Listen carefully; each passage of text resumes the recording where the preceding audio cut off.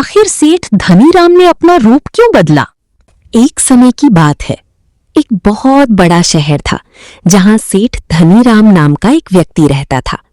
धनीराम के पास पैसों की कोई कमी नहीं थी, लेकिन उसे एक ही चीज का घमंड था कि वो शहर का सबसे बड़ा दानी है।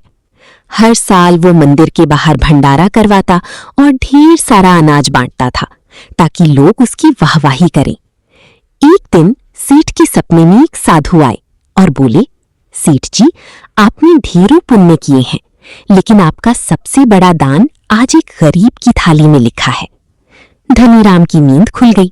उसने सोचा, मुझसे बड़ा दानी और कौन हो सकता है। अगली सुबह वो सच्चाई जानने के लिए भेष बदलकर एक छोटी सी बस्ती में गया। वहां उसने देखा कि एक मजदूर जिसका नाम रामू था, पूरे दिन की मेहनत के बाद सिर्फ 2 रोटियां लेकर अपने घर आया था। रामू के घर में उसकी बीमार बेटी और पत्नी थी। रामू ने जैसी ही थाली लगाई, तभी बाहर से एक भूखे फकीर की आवाज आई, बाबू, 2 दिन से कुछ नहीं खाया, थोड़ा खाना दे दो।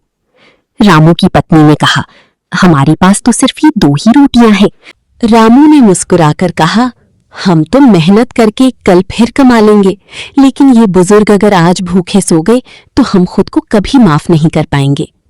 रामू ने अपनी थाली की दोनों रोटियां उस फकीर को दे दी। फकीर की आंखों में आंसू आ गए और उसने दिल से दुआएं दी। ये सब देखकर सेठ धनीराम की आंखें खुल गईं। उसे समझ आया कि वो जो दान करता था वो उसकी जरूरत से फालतू बचा हुआ हिस्सा था, जिसमें उसकी वाहवाही शामिल थी। लेकिन रामू ने जो किया वो त्याग था। उसने अपनी जरूरत का हिस्सा दूसरे को दे दिया था। सेठ धनीराम तुरंत रामू के पास गया और उससे माफी मांगी। उसने रामू की बेटी के इलाज का सारा खर्चा उठाया और तय किया कि अब से वो घमंड के लिए नहीं, बल्कि स्वार्थ रहित होकर लोगों की मदद करेगा।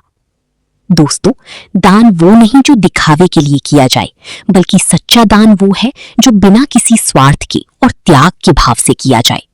अगर आपको ये कहानी पसंद आई हो तो वीडियो को लाइक करें और हमारे चैनल जिद्दी माइंडसेट को सब्सक्राइब करें। जय श्री कृष्ण।